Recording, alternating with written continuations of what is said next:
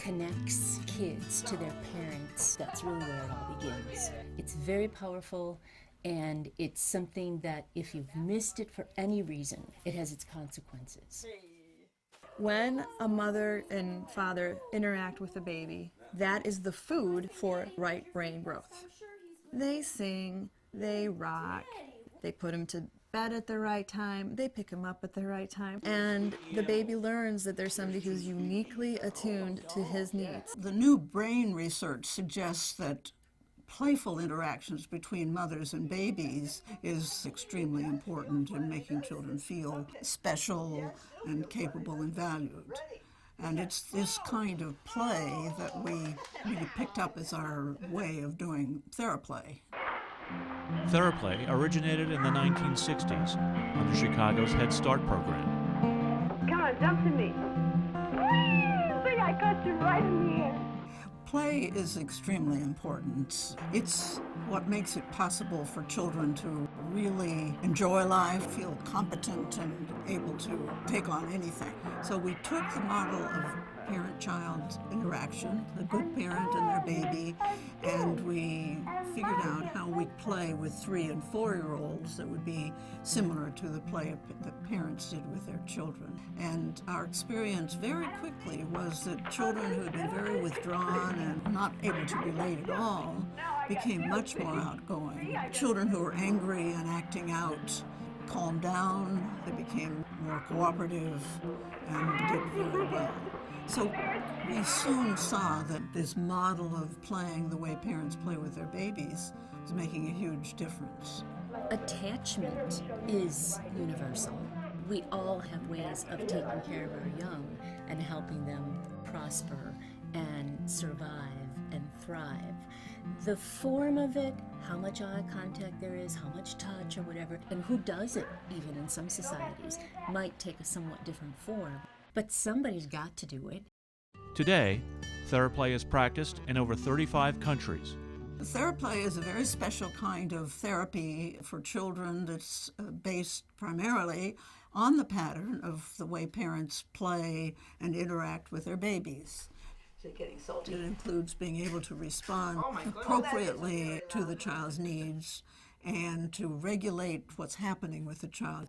What we want to do is go back and build the basic foundation, which is the early building block of self-esteem, self-confidence, and connection that's involved in the formation of attachment. It's eye contact, it's touch, it's rhythm, it's singing, all of that kind of thing. So we're helping parents really attune to the needs of the child.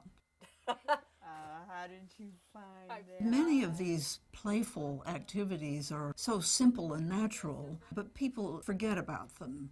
They get busy, children get busy, and I think just watching someone play with children and understanding that that could be something to try at home is very valuable. Maggie lies over the ocean. My Maggie lies over the sea. And they're always surprised at how responsive their children are, way up into the teens.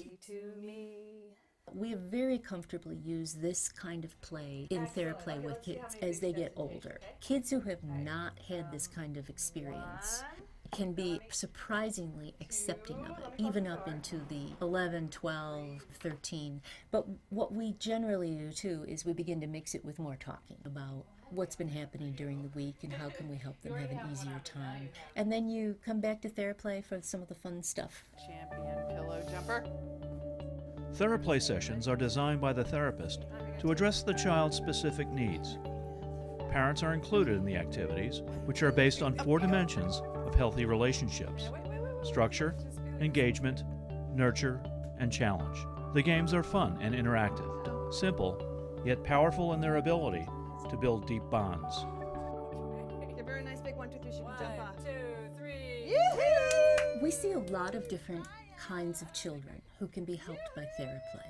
We've worked with the active, angry, acting out kinds of kids. We've worked with shy, withdrawn children. We've worked with children on the autism spectrum. And the kinds of problems they have, because they're so socially based, can be addressed by this kind of treatment, which really focuses on the social connection. We want to do activities that will help the child to feel more competent or better and, happy. The nurture piece, which I did for the lotion, is not so much that there's any real healing properties to the lotion per se, but it's more an idea of inside they have a lot of old wounds, and I want them to know that I recognize that they have some things that need taken care of. There are many reasons why a child might miss out on some of that. We work with high-risk families who perhaps the parents have not been well-parented themselves. There may be substance abuse, there may be domestic violence, there may be poverty. We also work with low-risk families where things have been going along quite nicely, but something has happened that has made this child, made this family a little less secure in their connection. Kids really could benefit from being assured of their parents' presence, times when they really have their parents' undivided attention, and just to feel really connected. You are good. You're better than good.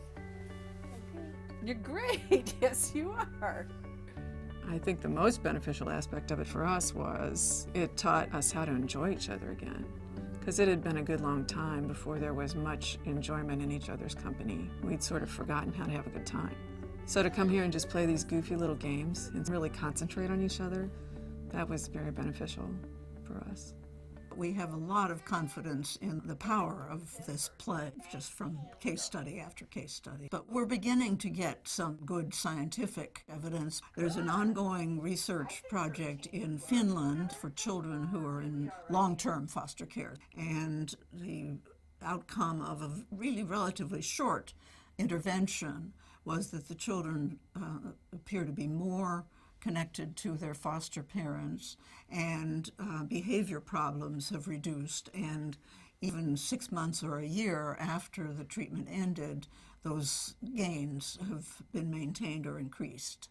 Over time, there have been various people who have done small research studies. Now we're getting into some bigger ones, the kind that you really need to prove that it works, with control groups, and not only a control group that doesn't get any treatment, but even a control group that's getting another kind of treatment, and those things are beginning to be published. One of them has been completed in Germany, a longitudinal study that has excellent controls and very good outcome, and even after the treatment ended, there's still improvement. One of the beauties about the kind of way we play with kids is you need very few things. The idea is actually you're kind of the play object. The games and so on, they're so silly, they're so simple. 1, 2, 3, go!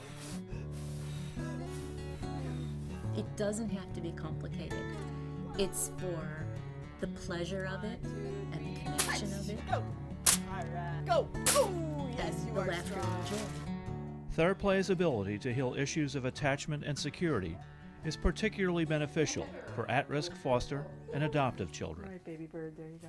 Children who have lost their first attachment person or never had a secure attachment at all don't know how to play. So parents of adopted and fostered children need a lot of extra support and help to read the cues or read the needs of the child who is in fact miscuing. These children come and they say, I can do it myself, I don't need you to take care of me, and they go about their business as if they were able to just manage all by themselves, where in fact they're constantly driven by the fear that no one will take care of them. They can't trust that anyone will be there when they need them.